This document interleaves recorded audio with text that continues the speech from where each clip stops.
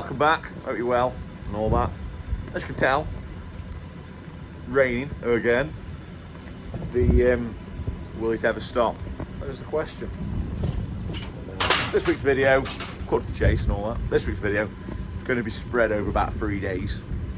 And then we'll do a bit of talking in the middle. This first job is, I've got to load, can't see them in there very well, but I've got to load up killing ewes and some ewe lambs that, probably the lucky ones that didn't get in lamb, the ones that, I mean, they weren't meant to be in lamb, but they got in lamb. Load them up. I say load them up. More to cash in because at the minute they're making some good money. Like it seems, especially these ewe lambs, I were going to keep them, but I kind of see the point of keeping them. Not when they're making the money they are. Do you? I say it doesn't work. It doesn't cost effective keeping them like because they're making. Even our poor lambs are making good money. Might have to get me a big trailer actually, looking at it. But I say, so we'll get them, they're all loaded up now, done that. We'll take these down leak, get them into market. Then, we'll go to the vets and get some BVD vaccine. Because we've had a few positives again on their tag and test. But we'll do talk about when we get to it in any case, because I'll get the vaccine and I'll show you. I'll get my whiteboard out and show you about that. On some PI cows, what have you. But I'll go and we'll get these tagged up. We'll get them back home. We'll get paper filled out and we'll get going. I say these ewes, there's not a lot of meat on them, but by the time they've got fat, let somebody else have the issue with that. I won't save the grass now for cows and for lambing sheep. Well, that's a big hog. She's after it's Charlie mule, but some of these haven't got. They aren't massively meated. Some of these lambs aren't, but I mean, prices are good. An average lamb will make a good penny or two, so we might as well get them gone and, like I say, make the most of what they make and get cashed in with them, isn't it? You see, that's the plan. Might be wrong. I mean, really, if all of them 14 ewe lambs hadn't got in lamb, I think I'd have them at trailer and all and get them gone. Because for what they're making, it's worth keeping them like. Whether everybody will have the same opinion. These folk who buy ewe lambs to sell as shearlings, if they've got the same approach, I mean, this time it's going to be terrible, isn't it, for buying ewe lambs? Because shearling, should I say? Because like now, I know, in fact, you're making 150, like 150, 160 quid of hogs at the minute. Well, come autumn, if shearling's only making you 120 or 180. You're only making 20 quid for keeping it 6 months. They're better gone, aren't they, like? And like I say, and take the money and see what comes from there. But see, like I say, it's a mixture. Like she was never tucked because she got a bad bag and she was barren. There was a couple that were never tucked in here. Them two up there, red tags in. They've got issues from last year, so they've just run on all winter. And I say they aren't bad for it, really. These Scotties are them ones, some of them we brought. Well, are them ones we brought. There's 6 or 8 of them in here, is there? Empty. We'll get back to the farm, get paperwork, we'll get down market, and then we'll call up the vets and get this vaccine, and then we'll get back up and I'll get my whiteboard out and do some explaining. Drop sheep off, we've got a vaccine, we'll go find a whiteboard and do some explaining, eh? So, what we have, BVD. How it works is nose to nose contact. That's how it spreads. What you do, so you start off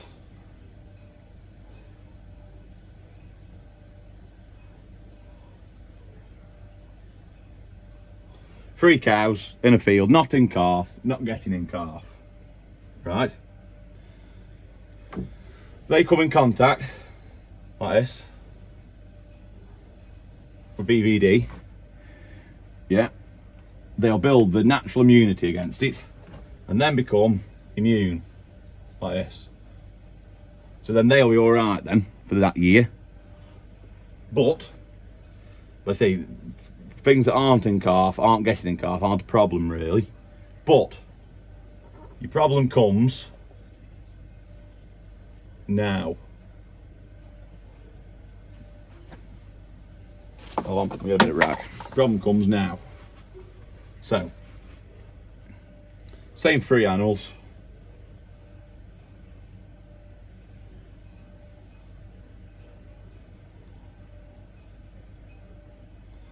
And a bull. Those knackers look, so we know. They're there. They are 60 to 90 days in calf. There's your calf. They come into contact with BVD, like this again. Like that. Anything before 60 days, and they lose the calf. You see, so that one's then empty. It's got to start again. Anything after 90 days, and that calf won't be affected. But anything in between 60 and 90 days, that calf gets the BVD, treats the BVD the same as its skin, its lungs, its heart, and the BVD is a part of it. So it then becomes a PI animal. What they call a PI animal. So when that calf is born, get rid of the bull, get rid of that, get rid of that, get rid of that. That animal is born with BVD like that, and it is always passing the BVD around then amongst all its mates. You see, so every time they touch, corn, feed, that one will give it to this one, and its calf then will be a PI, and same there and same there, and before you know it, you've got a great lot of them being born. So what we do is we tag and test. So when they're born, you find them, the PI. So the first thing we do is we then cull them out as calves, get rid of them. Don't bother with them, like that. So I say, you kill your PIs, you've got your last problem. But now, because you've spread over with neighbours and that sort of stuff, you don't know where it comes from. We now started to vaccinate them. So now we're vaccinating them all, like this. Obviously cows now will be like that, won't they? They won't be born vaccinated, but they won't get born as PIs because you're protecting the mothers now. So hopefully this will stop the problem. Now hopefully we won't have a problem again with it. But let's say it's a cost. We've had a bag of drugs at about 1,500 quid, do 200. But it's better than losing. Like I say, we had 6 PI heifers that have been Holstein at dairy heifers. So that's 9 grand of dairy heifers we've lost there by having PI. So by vaccinating, we're stopping that. So hopefully we've nipped that in the bud, haven't we? But so hopefully I've not been too quick, perhaps, but hopefully that's made sense as to why we're doing it, and we're trying to get rid of the PIs. Now a PI's made, so now we'll go and do some vaccinating now, and we'll leave it at that, eh? So whilst we're at it, down in the wedding shed, we'll bolus the things that are going up Winking Man, ready for summer, should I say, with that there. There's a few of the young ones that we've just done with copper as well. Like I say, the ones that go to Winking Man won't get much corn and might get a bit neglected. They'll have that there, and hopefully that'll give them enough nutrients for all summer. Hopefully they'll do well with that. But yes, we'll give that to them, and then the beef heifers will get it, just in case. Well, more for in case the ones we don't serve, they'll be covered then, hopefully.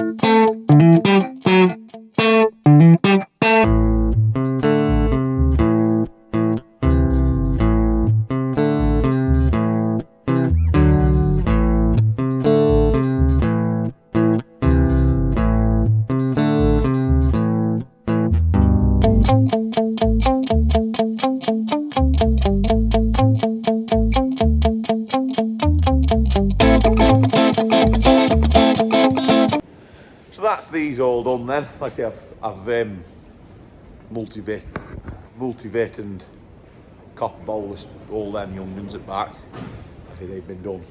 The ones that'll go off at Winking Man. Like they get a bit they don't get neglected, but they don't get the corn up there. It's not as good a ground. And done the effers just in case, because not all the effers will get served. Most of that, probably 5 or 6 of them will. So they're done. That's that done them done. Both BVD, the ones that the effers in that group, and obviously then I've done these cows. That's your bull, not done him. It won't cover the calves that are in them. I mean, they could still be born as PIs. Permanently infected. Missed that on the other video. PI stands for permanently infected. BVD stands for bovine viral diarrhea, potentially. Something around there. Might not be, might have made that up. I'll probably put a word here if I've made it up wrong. But anyway, basically, it won't cover the calves they've got in them, but like next year's calves, it'll cover them. So it's so that's that. Done them now. I say we've done 100. I've had 200 doses. I've done about 190, but then there's a good shelf life on it, so you can stop it in the fridge till something that I could do something autumn kind of thing. But we will have to do it now, probably every spring before we turn out. Just because, well, if everybody did it, it could go like, but you know, it's one of them, isn't it? But anyway, so there's 2 of the suck paps of calves now. That's little Angus cow. They both had Angus calves. There is a third and with a calf down bottom, but we'll get them another week now. But anyway, that's them. Just thought I'd show you that after saying a little bit last week that hopefully some will be getting born. That's enough for this week, I think. They'll get my hat on. Ooh, look at that. 2 things I've got to remember to say.